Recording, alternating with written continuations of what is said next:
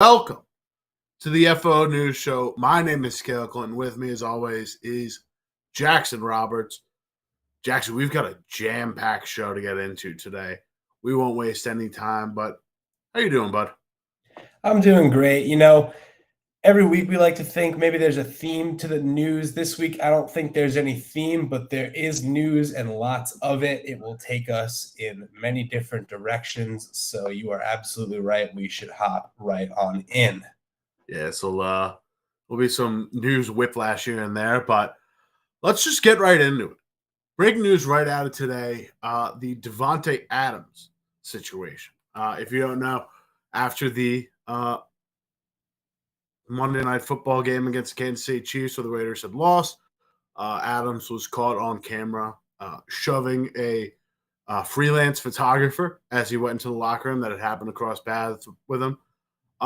News out of this morning, Adams has been charged with misdemeanor assault after shoving the cameraman. He had filed a police report in Kansas City and was treated at a local hospital for non-life-threatening injuries. Detailed in the case was whiplash, mild neck injury, and potential concussion-like symptoms. Adams did apologize after the game, immediately in the media scrum during the post game. He had apologized to the guy. He had jumped. Adams said he had jumped in front of him, and I said, quote, bumped into him, kind of pushed him, and he ended up on the ground. Adams apologized, said it was a mix of frustration and just the guy being wrong place, wrong time, essentially, and that he shouldn't have responded that way. Jackson, a tough, an odd situation in Las Vegas. Very honestly, pretty poor behavior by Adams shoving the guy, but misdemeanor assault feels like a lot there. Yeah, it's interesting. Football is the most assault-like of any sport, right? Like there are attempted assaults on every play, and emotions run so high that the minute things end, it's not easy to just like turn the mechanism off and go back to being a normal person. So obviously bad behavior, as you said, from Davante Adams, but at the same time, like these emotions boil over. He obviously didn't look like he meant to do damage to the guy, right? Like it was definitely frustration. It was definitely wrong place, wrong time.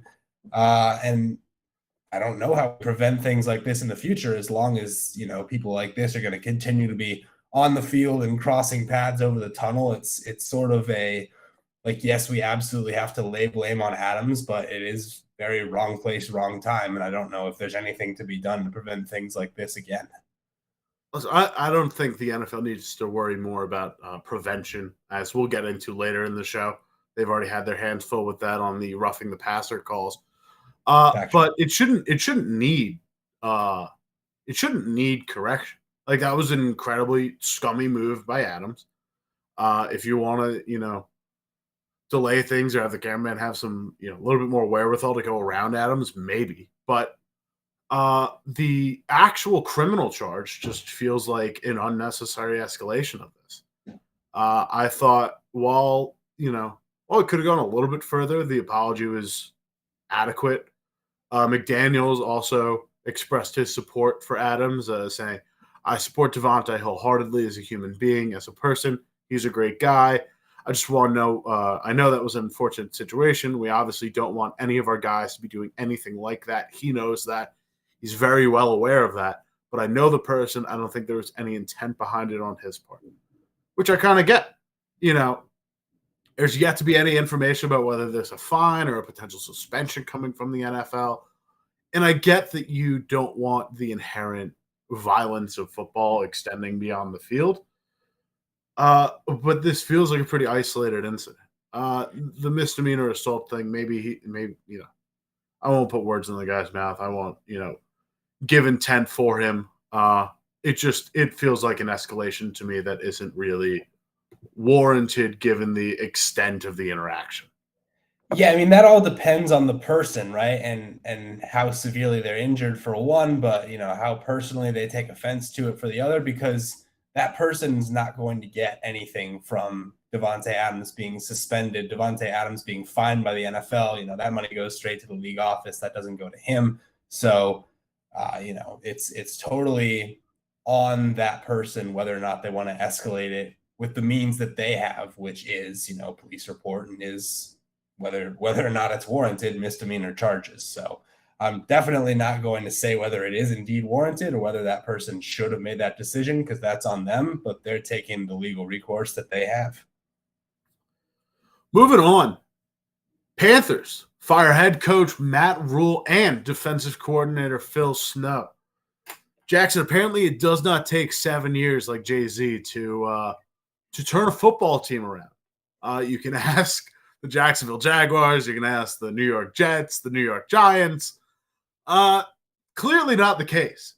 Rhule, 11-27 in 2 seasons and change in Carolina with the Panthers.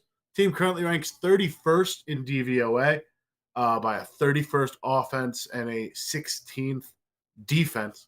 Rhule signed a 7-year, $62 million deal. Jackson, he'll still be getting paid $40 million paid out in $834,000 monthly installments. They get a dollar-for-dollar credit on Rhule's buyout if he gets a job elsewhere, namely as a college head coach. But Jackson, at that point, why take another job? You're set for life. Yeah, so first things first, if you're the Carolina Panthers, you are still hyping up Matt Rhule's resume to absolutely every college athletic director that you possibly can, because you're like, I need to get out from under the weight of this contract by any means necessary. Oklahoma, Baylor, who I don't care. Just call people until somebody picks up the phone. I think the Phil Snow firing is kind of the interesting part in all this, because I think we certainly saw the writing on the wall with Matt Rhule, given the way that last season ended and this season started. And, he kind of put all his chips in on the Baker Mayfield experiment this year, and that was clearly not paying off. We'll talk more about Baker pretty soon, but it's interesting to me that it's kind of a complete teardown.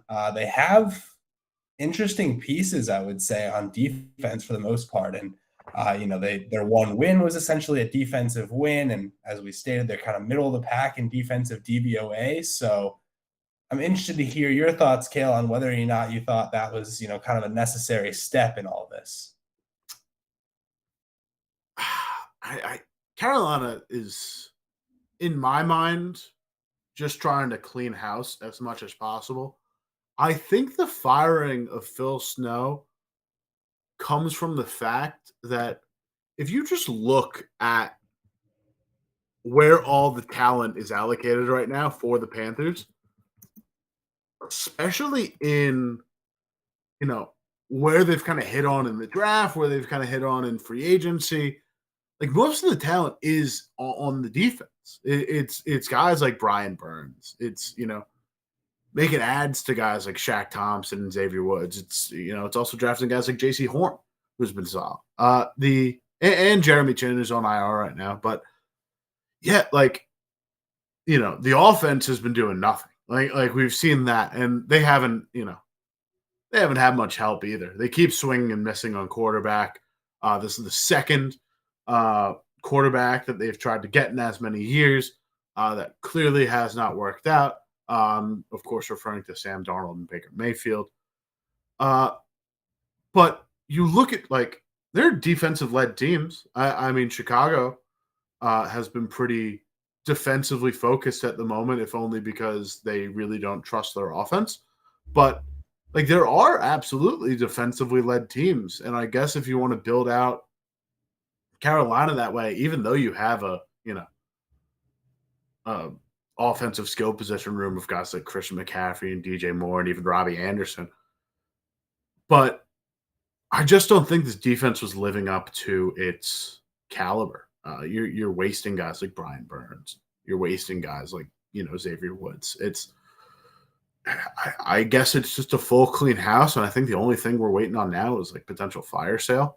There's some, Christian McCaffrey actually has a fantastic contract if anyone's looking to trade for him, if only because the 3 years and $36 million remaining on his contract after this year, none of it's guaranteed. That can either be fully voided or, very easily restructured. You're really only taking on a potential prorated amount of $1 million in salary, a little extra. If you're looking to just tear it all down, McCaffrey's the best place to start.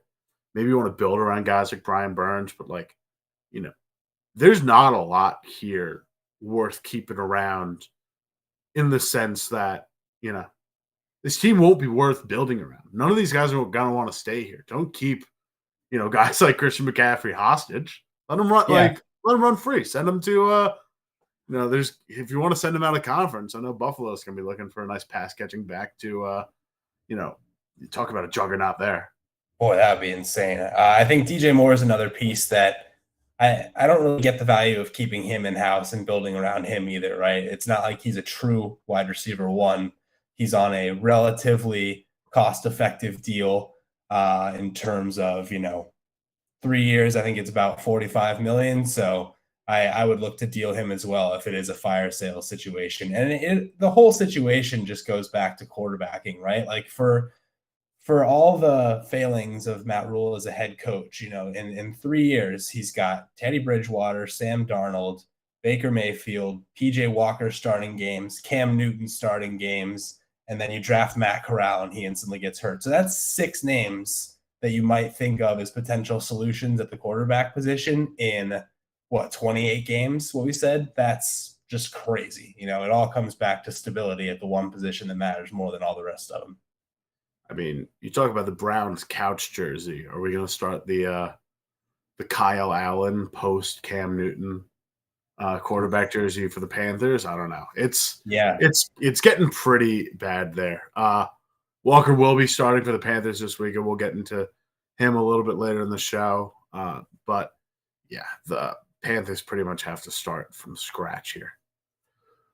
Moving on, the NFL is going to be reviewing some roughing the passing rules after the season because at the moment it is you saw the results, Jackson. It is the Chris Jones sack on Monday night, the Grady Jarrett sack on Tom Brady. Dominated discussion coming out of this weekend. It is, one more. The anonymous committee member who had reported the story told ESPN's Ed Werder, the hard part is we have no real standard for what roughing the passer looks like. The only way to correct this is to have a review process for personal fouls. We may even have to do that for OPI and DPI. These are huge fouls that impact and can change the game, where the foul is or isn't called. I don't know if the powers that would want the review process for that personal foul or not, though. And Grady Jarrett came out and said, I don't know. I'm not saying that it costs us the game, but it costs us the opportunity to win the game. And it's costing people games. It's going to cost people livelihoods. It's going to cost people opportunities. You never know who is going to go down and make a crazy play. Jackson, I want to get your opinion on 2 things. First, what was your reaction to both hits, the Jarrett hit and the Jones hit? Well, Jarrett's hit came in a crucial situation that didn't allow the Falcons to get the ball back. Jones's hit pretty much changed the game in favor of the Chiefs. The ref's quivering voice said as much. They pretty much got all the calls the rest of the game. What was your opinion on the 2 hits? And we'll get into Werder after, but what's your initial thoughts on the review process for some of this stuff?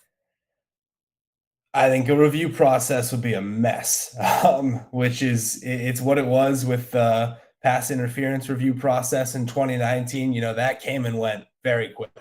And I don't know what the right way to correct this situation is, but I almost feel like a review process is a great way to make things worse. So, I mean, yeah, you said it, like those 2 plays very much impacted the outcome of the game.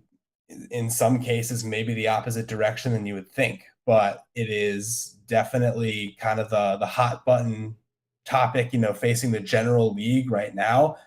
This is a league that's had to go so far to protect quarterbacks. You think back to early in Tom Brady's career when he was hit on the scramble against the Buffalo Bills and his helmet came off, and how much quarterback play and officiating have changed since then. It's obvious that some of that progress was necessary and has made the game, not only more entertaining but safer for quarterbacks. But you also don't want to get to a point where defensive players don't feel like they can do their job. And I think what Grady Jarrett is saying is exactly that. So I don't know. I mean, I think that we've sort of got to err on the side of, if somebody wraps up a quarterback and ends up throwing them down, that has to be like obviously visually egregious for it to be called, for it to be a personal foul, because I think the refs maybe sort of have their finger on the trigger when they see something like that. And I think that if it's not a hit, if it is throwing the quarterback down, then we have to be a little bit more, exercise some more discretion in that regard. Yeah, it feels very much like a let's separate the Jones sack from the Jarrett sack for a second. The Jarrett sack feels very much like a reaction to the hit on Tagovailoa, where he kind of got whipped down. While him being back in the game is an indictment on the concussion process and just the mistakes that happened in getting him cleared for the Thursday night football game. The sack that generated the concussion and the fencing response was very much like the hit on Brady, where he just gets whipped down, and the torque of that hit, generates much more force than a straight on tackle would. That being said, I don't know what you do about momentum. There's so much denial of physics in creating rules around this and creating protection that in some cases I worry that we're getting down a bit of a slippery slope. And speaking of slippery slopes, that review process opens up a can of worms. The biggest thing for me is just you only think about reviews in a vacuum when they happen. Like reviewing DPI, reviewing roughing the passer, all of these happen, and you only think about the cases where, that shouldn't have been called. What review opens up, you don't think about the hundreds of situations where it's ticky-tack. It could have been called. And it just wasn't. It shouldn't have been called, but might have been. Now you're getting really, really granular, and it slows down the game. It creates a less watchable product, and I recognize the need for safety across the board, but it just feels like the wrong answer.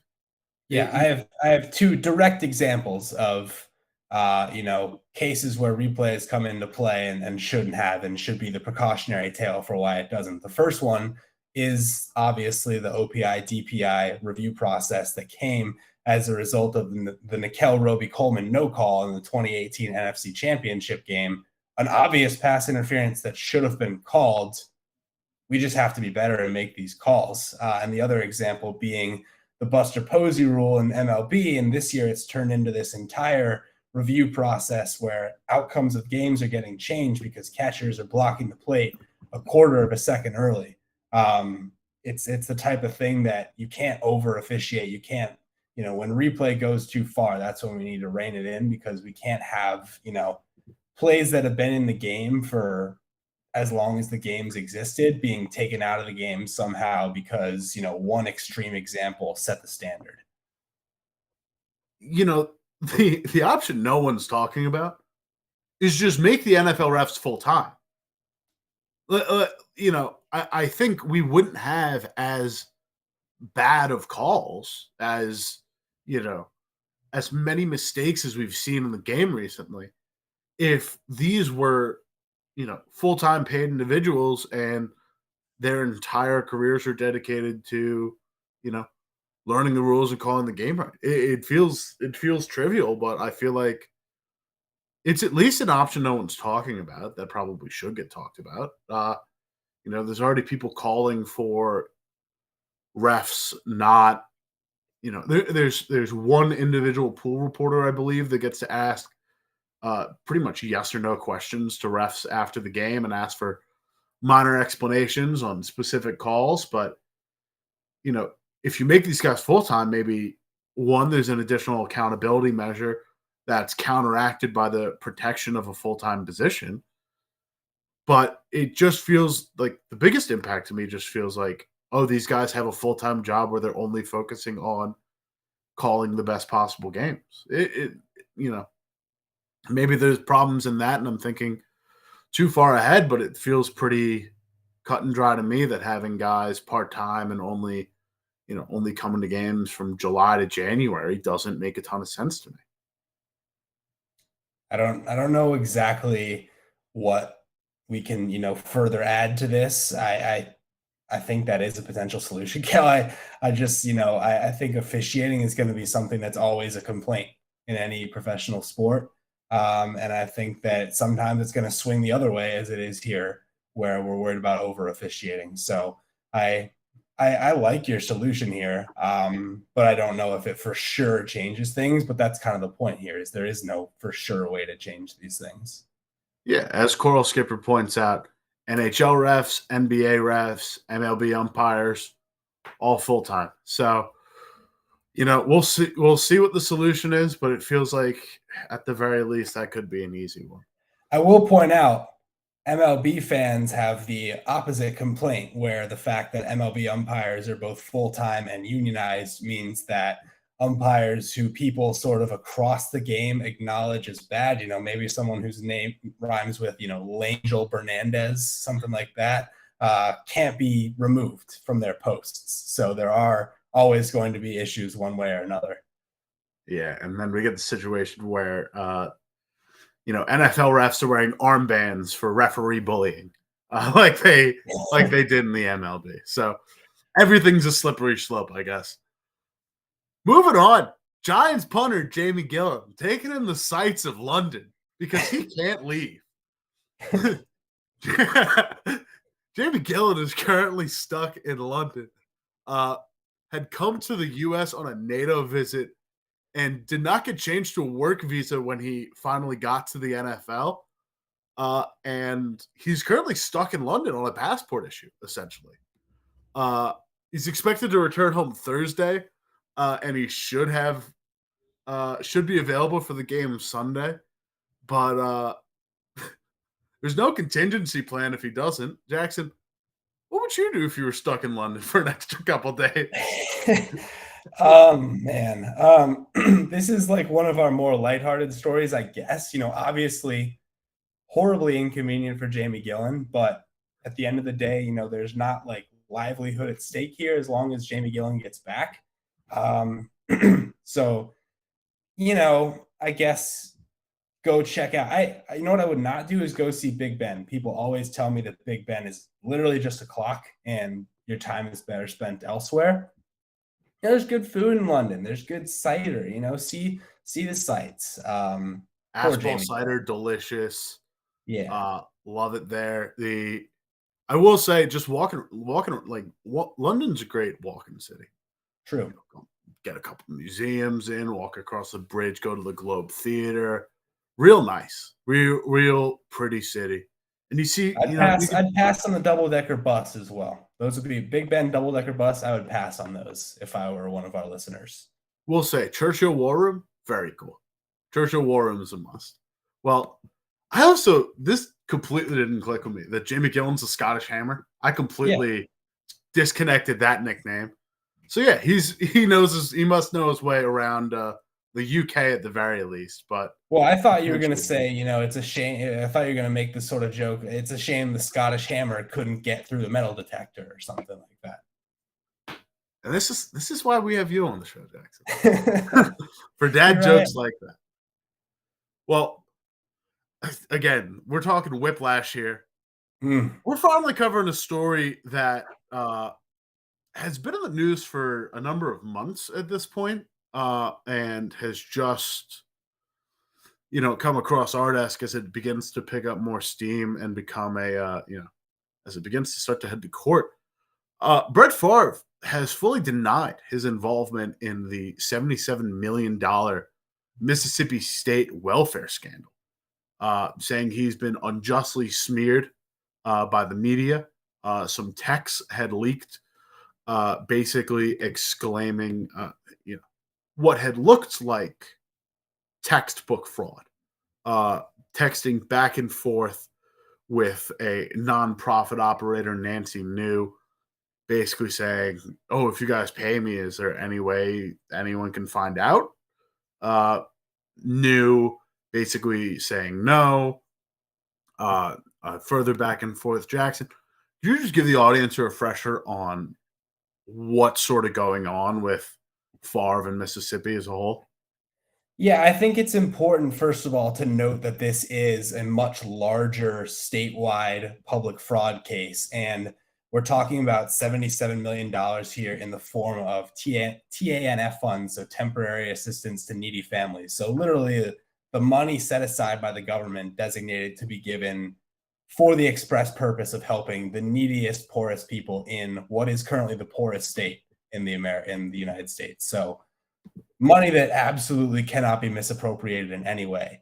And where Favre's involvement gets tied up in this is they find that $5 million was donated to improve the Southern Mississippi volleyball facility, which coincidentally, Brett Favre's daughter happens to be playing volleyball at Southern Mississippi at the time. Further exploration into Favre's, previous charitable doings, his foundation called Favre for Hope, which is a charity, quote, for disadvantaged children, historically gave many, many five-figure donations, first to Brett Favre's daughter's high school, Oak Grove High School, $60,000 in 2014, and again to in their booster club 2015. specifically. The booster club, yes, specifically. And then later, when she matriculates to Southern Mississippi, those charity donations from Favre's foundation grow to the $35,000 to $60,000 range year in, year out as well. So it really is just a long-standing history of Brett Favre. And again, we're not going to say that giving money to help, your high school booster club or your college booster club is a bad thing. It's where the money comes from. And this is money that is designated for the express purpose of, and in the charitable foundation's case, people who think they're giving money to help, disadvantaged children, disadvantaged families, just the last people that should ever be taken from. And that's where this becomes completely inexcusable behavior, if proven true, which by all indications it seems to be. Yeah, and I will point out that this dates back as far as 2016, or 2015 rather, is when the first payment was made by Favre to Hope to Oak Grove and Southern Mississippi. I will shout out Mississippi Free Press, MississippiFreePress.org has a wonderful timeline sort of detailing the entire ordeal with documents, texts acquired by open records request and discovery, and really details the 7+ year ordeal, outlining this entire case, essentially, well, again, innocent until proven guilty, but completely proving fraud. Almost called him fraud. Favre's statement fraudulent. We'll see where this goes, but it with the recent development, it felt it was necessary to rope in the FO News Show audience on what is going on with the former NFL Hall of Famer. Yeah, absolutely. And there's another great, I'll shout out another great piece of journalism on this, ESPN feature on it by a writer they have called Anthony Oliveri, who goes to Kiln, Mississippi, which is Brett Favre's, hometown and just the place where he's absolutely a local legend, and talks to people there who are either in shock that, their quarterback is kind of under fire for doing something that, negatively impacts Mississippi citizens, or just straight up can't accept it or won't accept it and refuse to believe that he did anything wrong. It's a very influential case study in, how sometimes athletes become bigger than the law or just become, such folk heroes in the places that they come from that, people refuse to believe that there's actually something going on there. And that's, can be problematic too. Yeah, it's a tragedy. And just a reminder, both the state funds and the state funds are in the, again, most impoverished state in America are being used for lower income citizens and welfare individuals. And Favre's charity, Far for Hope, is specifically outlined as a charity to help disadvantaged children. So about the, pretty terrible misappropriation of funds there. Moving on to our injury roundup. Let's start off back in Carolina with Baker Mayfield. He's currently diagnosed with an ankle sprain. There's some back and forth as to whether or not he's been placed on the IR. I believe it's corrected to say he wasn't, but he is expected to miss at least 2 weeks. Current timeline is 2 to 6 weeks. They'll see how it plays out. But Mayfield currently ranks 32nd in DYAR and 31st in DVOA. Just not what you want out of the Carolina Panthers quarterback situation. They're planning on starting PJ Walker, who does have a 2-0 career with 2-0 record. Starting with the Panthers, he's started 1 game in each of his last 2 seasons with the Panthers. But that's down to their 4th string at this point. Darnold's out with an ankle injury that is basically nowhere near returnable from. And just a reminder that rookie quarterback Matt Corral is also just done for the year with a Lisfranc tear. Jackson, just about as bottom of the barrel as you can get for the Panthers, who are already facing a new chapter in their era, or at least a transitionary period between 2 eras of Panthers football. Yeah, it's time to burn everything down if you're Carolina, and I think they acknowledge that for the most part. I don't know any Carolina fans who are putting their faith in PJ Walker, and that's for good reason. The 2-0 record shouldn't distract from the fact that he has a 57% career completion percentage and 2 touchdowns to his 8 interceptions. The game that he won last year was the headlines coming out of it were dominated by Cam Newton's return and involvement in the ground game.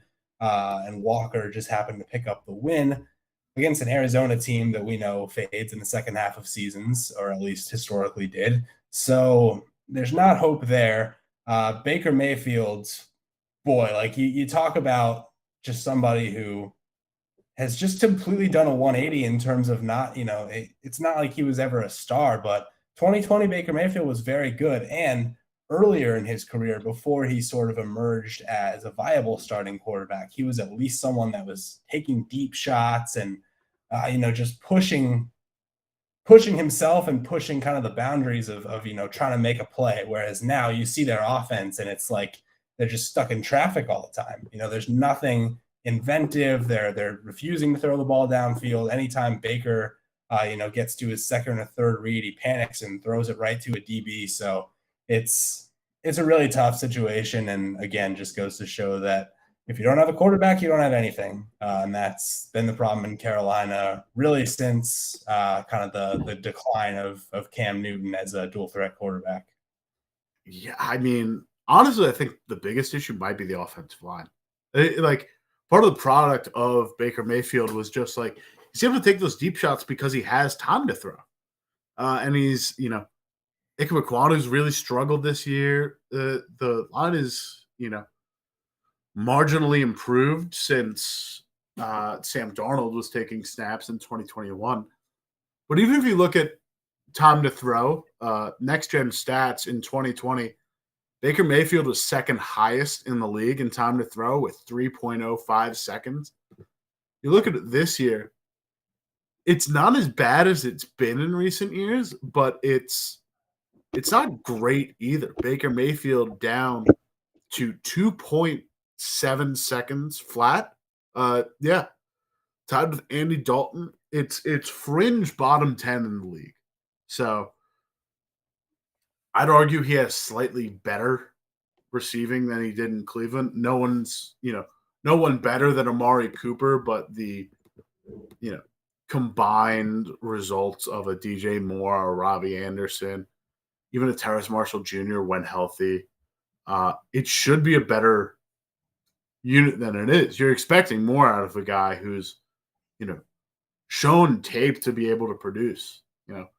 Maybe Cleveland's run-heavy system and offensive line, for that matter, improve things that much. Just, heavier boxes are easier to pass on, and you're getting more guys open, so you're getting easier looks. And Kevin Stefanski over Matt Rhule's an offensive guy is, pretty much night and day. But you can explain away stuff and you can explain the difference in situation. But bottom line is, Baker Mayfield's been very bad. We'll see. I mean, do you think he ends up anywhere else beyond this year? Do you think the guy's got some kind of future in the league? I only hold out moderate optimism because of what we've seen out of guys like more Mariota than Mitchell Trubisky this year. But, guys that have lost their jobs have gotten second chances and have gotten, some sort of additional help. So this would be a third chance, not a second chance. I don't really think we ever get to that point, even for someone who was a number 1 overall pick. I think that he would have to drastically turn around his season in Carolina once he returns from this ankle sprain, if he returns before Sam Darnold and wins his starting job back. And even then, I think he probably has a decent career ahead of him as a backup, if nothing else. But as far as, based on the results he's shown, the probability of Baker getting another starting gig is very low, I would say. I mean, time will tell. More on quarterback injuries. Tua Tagovailoa returning to the practice field today and will throw. He's beginning his progression back from concussion protocol, according to NFL.com, but still remains in the protocol itself. There's a potential chance that he could be cleared before Sunday's game against the Vikings. However, McDaniels himself has said, I don't see him being active. I can say with certainty that he's not going to play this week. So while he may be active and available, will not start the game. We're looking at Skylar Thompson because Teddy Bridgewater is also in concussion protocol after 1 snap as a starter against the New York Jets in Week 5. They're facing the Minnesota Vikings again, 4-1 on Sunday. Jackson, do you have anything on the return for Tua? I think that as kind of messy as the AFC is, it really makes sense for the Dolphins to wait until they are 100% assured that he is 100% healthy, not, currently at cognitive risk of further damage, which honestly is almost impossible to guarantee this early. I mean, most concussion experts will tell you it can take, anywhere from, 4 to 8 weeks for this sort of thing not to be, a concern of, a cumulative effect of all the concussions if he were to take another hit. Skylar Thompson, Cale, was a guy that, was one of the best quarterbacks in Kansas State history when he was healthy. Ended up getting drafted super late this past year, mostly because of his injury history and his age. He just turned 25, so that's obviously a very old rookie. But he performed well enough this preseason to pretty much force the Dolphins to keep him rather than risk losing him to another team. So while his first debut, being elevated from third string to first string in the span of a week is pretty tough. And you can understand that the performance wasn't great, but there's not, to me, it doesn't seem like this is, a total nobody who has no chance to perform in, a 1-game scenario, knowing that he has the start. So let's give him a chance this weekend. Minnesota, for a 4-1 team, not the most impressive, not especially on the defensive side of the ball. So I think they can still be competitive this week. Vegas Insider currently lists the Minnesota Vikings as consensus 3.5-point favorites, which pretty doable. It's a bit more of a stretch when you realize that this is a home game for Miami, so you're buying a little bit more of home field advantage there, but within reason, could work. I've got faith in Skylar Thompson. Dolphins are banged up, but if they're looking for a win, they might have a new motivation play. Jackson, according to ESPN, Marcel Louis Johnson, Dolphins have removed their ping pong table. Tyreek Hill told the media that the captains collectively decided to take the Dolphins ping pong table out of the locker room in an effort to focus more intently on their upcoming opponent, the Vikings. Jackson, will that be enough to take down the Vikings? It is. Ping pong is the biggest Rorschach test for any NFL team. Or any, tech startup as well. It's depending on whether things are going great or things are going poorly. The presence of a ping pong table can either be the driving force behind positive team culture and keeping things light and why things are seeming to be going so well, or if things are going poorly, can be seen as the ultimate distraction that is leading to everyone's lack of competitive spirit and focus. So, hey, 2 straight losses, I guess it's the right time. It's about that time on the ping pong table evolutionary scale to take it away. I hope it pays off for him. It's worth a deep dive. It's really when I was at Jets camp this summer, when Zach Wilson's talking about the mentorship from Joe Flacco and someone had asked, is it ever competitive between you two? Wilson basically answered, the only time it's ever competitive between us is when we're doing ping pong tournaments in the locker room. Jacksonville, for example, one of their biggest changes in an offseason full of them, basically, is that head coach Doug Peterson okayed the request from players to return the ping pong table to the locker room after a 5-year hiatus per ESPN. It's worth the deep dive because I'm fascinated by just the obsession with like it's so ubiquitous in NFL locker rooms that it tickles the brain a bit. The little journalist wheels start turning and it's like, wonder where that started. Wonder why it's such a big impact. And is it specifically just ping pong that is this ubiquitous across clubhouses? I would want to know, do the Dolphins also have a pool table that they're keeping? Or, do the Texas Rangers have both? And when they're struggling, do they choose to remove the pool table first? There's a lot of things that could be at play here. Who's got the most over-the-top clubhouse games? Who's got nothing? What does Bill Belichick say about all this? We do need to know. Pool tables are the most permanent installment. You ever try to lift one of those things? Those things are sturdy. I can't imagine just, and they get pool cues involved. That just feels like a big setup. Ping pong. Yeah, you can't. When you have NFL offensive linemen, you can't have them risking their back health to lift a pool table. Really arching over for the cue ball to get the right angle on a shot. That just seems like a headache. Ping pong, easy. You're staying agile. It's reaction based. There's some additional unseen athletic benefits to it. It's fascinating. Moving over to San Francisco, they're dealing with a lot of injuries at the moment, Jackson. First off, Emmanuel Mosley, starting cornerback done for the year with an ACL tear.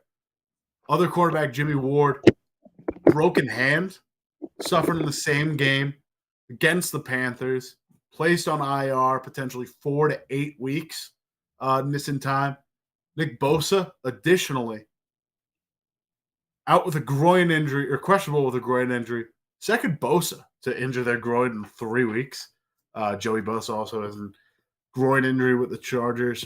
Jackson, how do you think this affects the defense? And also, I just will attack this on. It's not really a question. How do the San Francisco, I guess it's a question. How do the San Francisco 49ers just keep getting this banged up? We talk about teams with particular injury bugs, and I know, 2020 San Francisco was really injury ridden, but how does this just keep happening to the team? If I had a really good answer, I'd definitely be quick to say it. It's unfortunate. They've definitely been one of the most injured teams over the past couple of years. Baltimore is another one that comes to mind, and injury luck is just a thing. And maybe there's more at play, but I don't necessarily think there is when it comes to these specific injuries. Being this banged up in the secondary, definitely not something you want to be dealing with at this time of year. Ward, currently listed on their depth chart as questionable, but obviously that seems like a bit of a stopgap, which is a shame because they have had great safety play. The emergence of Talanoa Hufanga this year has been really fun to watch. You're probably going to see Tashawn Gibson really kind of step into that role at the free safety that Jimmy Ward was occupying. Gibson's been around for a while. I don't know how much he still has left in the tank, but that could be, a potential weapon for opposing offenses to exploit as long as Ward's out. The cornerback position, who are you looking at now? Diamador Lenoir, I don't know exactly how you pronounce that, to step in for Mosley. Kind of an unproven commodity at the position. When you have someone like Charvarius Ward on the other side, who's very much a proven commodity and done some great things, you're probably looking at, guys picking on Lenoir. So it's always next man up in San Francisco. It always has been. And they usually do a very solid job of it. But you wonder if there's a point at which you can be too injured, sort of like they were in 2020, where, a previously promising season sort of starts to fall off a little bit. 49ers defense currently leads the league in defensive DVOA, first in rush with a -30, fifth in pass with a -24.2. Javarius Ward's been having a fantastic season for San Francisco, but you can imagine it takes a bit of a hit this week. And, I'm looking at that week 6 game against Atlanta, they've been a scrappy team. They've given a lot of teams a decent run for their money. 2-3 record is no slouch. They beat up on a Seattle Seahawks team and not going to win there. Most of these losses also just decided by one score. Going to be a tough battle headed into week 6 for San Francisco. Speaking of that Seahawks team, taking a massive hit with lead back Rashad Penny out for the year with a fractured fibula. He was carted off the field in the third quarter of Seattle's 39-32 loss to the Saints. It's just a week removed from one of the best performances of his career, but certainly the best performance of his season this year. 151-yard rushing performance with 2 touchdowns against the Detroit Lions. Jackson, how do you think Kenneth Walker is going to fill in here? It's a massive, massive loss for a very likable Seattle team. It is very likable. And you know who else is likable? Kenneth Walker. I think there's real potential there. I mean, you don't win the Walter Camp and the Doak Walker Awards unless you've got some pretty serious talent. And while, there was maybe some polish that needed to be added to his game when he first gets to the pro level, and you obviously have Rashad Penny coming off a very strong second half to last season. That's why he's still your starter. I think we definitely need to give Kenneth Walker a chance here because, just so far, the 6.3 yards per rush and getting his first career touchdown out of the way this past week, there's definite promise there. You could do a lot worse. And running backs are guys that typically peak earlier in their careers. We've seen it time and time again with, from Zeke Elliott to Todd Gurley to now, you don't want to say Breece Hall is peaking, but he looks great as a rookie. So I am definitely giving Kenneth Walker every chance to be, the guy in this backfield for the rest of the season. Last week against the Saints was solid, but I also look back at the Detroit game, breaking down the film for any given Sunday. It wasn't a fantastic performance. I really found him just kind of, he had a 13-yard long rush. But beyond that, he finished the day 8 attempts for 29 rushing yards. I found him a lot of times just kind of running into, it was very much, 2 yards in a cloud of dust almost with how he was just running into a pile of, silver and Honolulu blue jerseys behind this offensive line. I hope things open up more for him. should be good. But, man, that is a tough blow to a very, very dynamic, surprisingly so, Seattle Seahawks offense. But I Still would leading the say, league there's in DVOA other guys. offensively. There's other guys you can less afford to lose. As much as Rashad Penny was great this year, you had the replacement pretty obviously in-house. You look at somebody like Tyler Lockett, who's top 5 in the league in receiving yards. You can't lose that, even more so, I would say. There's the weapons in their passing game are infinitely more valuable when it comes to, kind of building this thing around the resurgent Geno Smith. Yeah, you see it in their DVOA offensively. Leading the league offensive DVOA, that's propped up by a 45.1% passing DVOA offensively and a 12th best 5.3% rushing offense DVOA. Last one to round out the injury news roundup, Baltimore Ravens getting a lot back. First off, Tyus Bowser, who led the team in tackles last year, and rookie David Ojabo. Couple linebackers coming back to the fold, joining a loaded Ravens defense. Jackson, is this the thing that's going to take Baltimore over the hump right now? Because it is, that's 2 major ads right there. I had tapped Bowser as the Ravens' best value player in an FO Plus article for ESPN Plus. David Ojabo looked like the steal of the draft based where he was landed, comparatively to where he, started out on that Georgia defense and where he was initially projected to go prior to his Achilles injury in camp. What do you think about this Baltimore defense? Because I think this is a major, major addition for a Baltimore pass rush.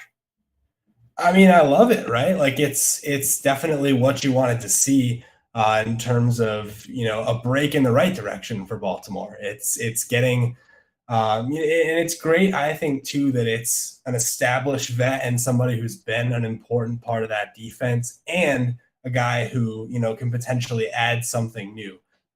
David Ojabo, one of my favorite stories, coming into this year, because obviously when he tears his Achilles, was it the draft combine or sometime around, those pre-draft?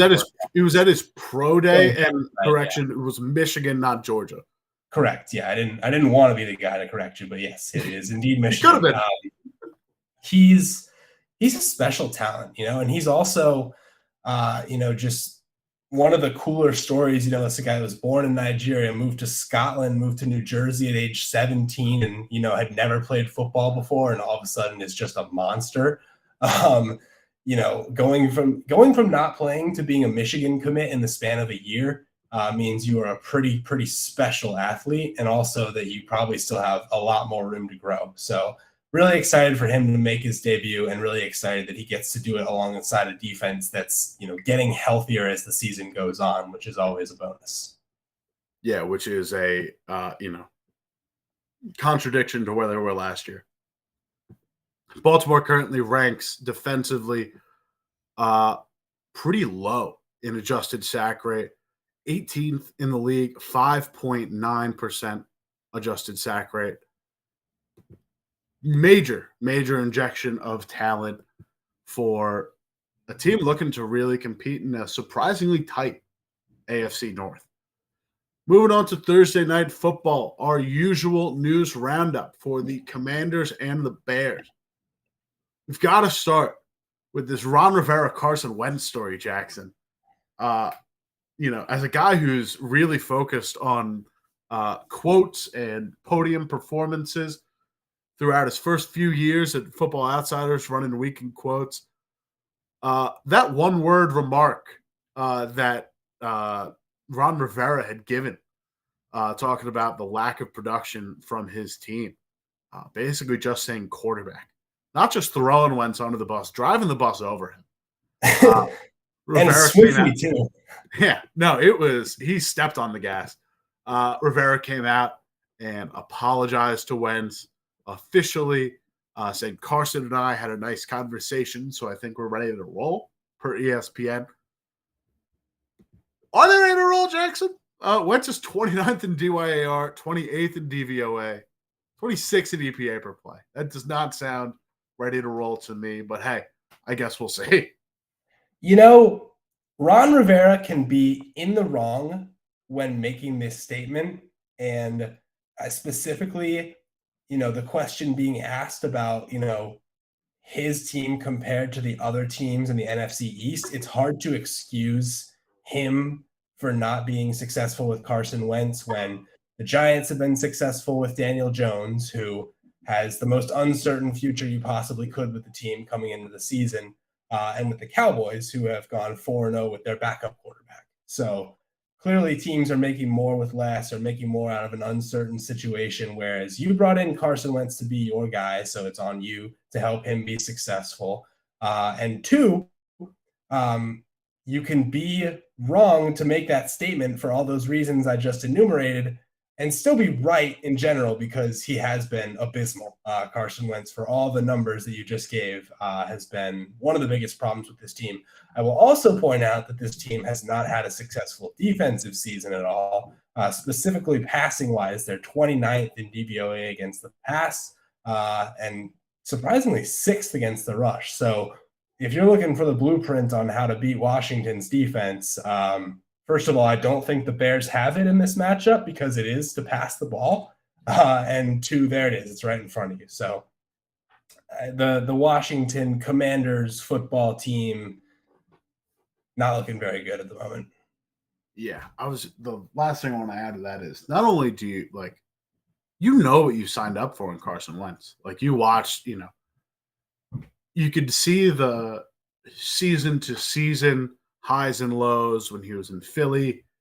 Those highs and lows were consolidated into one season with the Colts, and that one season of highs and lows was basically consolidated into that one game against the Tennessee Titans last week, where puts up a pretty stellar performance for the Commanders statistically. And then in the last goal to go situation that basically would have won the Commanders the game, throws 4 straight picks. 3 of them were out of bounds, and 2 of them were close calls that didn't quite turn up picks, but it ended in a pick on 3rd down anyway. So at this point, you've signed up for it, Wentz. But back to what you said about the defense. The 6th against the rush, 29th against the pass. You know the guy that's going to fix that, Jackson? Sun Devil N'Keal Harry. Oh, God, yes. Off of IR. 2019 Pats first rounder, who was taken ahead of A.J. Brown, DK Metcalf, Deebo Samuel. Currently in his career, hasn't quite panned out to be the first round pick that he was deemed, but is this the guy, Jackson? Is N'Keal Harry the guy that's going to fix Justin Fields? Is this the guy that's going to give him the confidence to actually throw the ball? I'm gonna say no, Cale. I really hate to do that, but I'm gonna say no. It's N'Keal Harry, man. What a tough story, and he's been your darling throughout his career. You were always like, we can fix him somehow. The film. I watched that one tape on draft night, Jackson, of him making basically the Odell catch while falling, or taking a screen and completely reversing field. I thought he was that dude. I really, really did. It hasn't quite been out like that, but wishful thinking, I guess. Yeah, it's not great. It's really not. I do love our chat. Wondering if the problem with Carson Wentz was potentially that he's not rushing as much. So I'll just briefly address that. I don't think it is. I see that his career high in rushing was 2017 when he averaged 23 yards per game. But other than that, numbers look pretty similar, especially, in terms of the number of rushing yards and the number of times he's taking off in rushing. Career high is 64, rushed 57 times last year. 17 this year, so maybe not fully on pace to get to that number, but I don't think the rushing is to blame here. just to round that one out, I've got his DYAR stats up here for his career. Surprisingly, never been that efficient rushing. He's finished top 10 in DYAR just once, and that was in his final year with the Eagles in 2020. Eighth best. Oh, sorry, he finished 2. 2019, he finished 10th in DYAR with 56. 8th in DYAR in 2020 with 62. Never finished higher than 16th in DVOA among rushing quarterbacks. And this year, he's currently 20th in DYAR in rushing amongst quarterbacks with 1, and 19th in DVOA amongst rushing quarterbacks with a negative 10.3. Last thing in Chicago, we got a little bit of uniform news. Going to wear the orange helmets for the first time against Washington on Thursday night. Not much else to say, but Jackson, I'm not a big fan of the orange. I'm going to say it's not great. Yeah, not much else to say, but gross. Why is another thing I would say. Ew is another thing I would say. So I'm not stoked about this one. I think it could be one of the ugliest uniform matchups of the year, which is definitely something we care a lot about, especially heading into Thursday night football, which has long made news for uniform purposes, whether it was the color rush, whether it was the Bengals going Siberian Tiger on us this year. Thursday nights are often the time to debut, kind of controversial new signature looks. And I think this Bears one is a giant swing and a miss. And I'm also very interested to see how Washington counters it, because they could come out in the all blacks and it could be a terrible looking game. They could come out in those new whites with sort of the reverse number gradient and it could be a terrible looking game. It seems like there's really no winning here. It's going to be an eyesore on Amazon Thursday night, I'll tell you what. But that'll do it for us at the FO News Show. Make sure to join us next week, same time, same place, Twitch or YouTube, Wednesdays at 1 p.m. Make sure to drop a subscription to the Football Outsiders YouTube channel to keep up to date on all things Football Outsiders, all of our shows. Got something new coming this Friday as well, which I'm very excited about. Can't quite talk about it yet, but you can join us there soon. But that'll do it for us today. For Jackson, I'm Cale. Thanks for listening. We'll see you soon.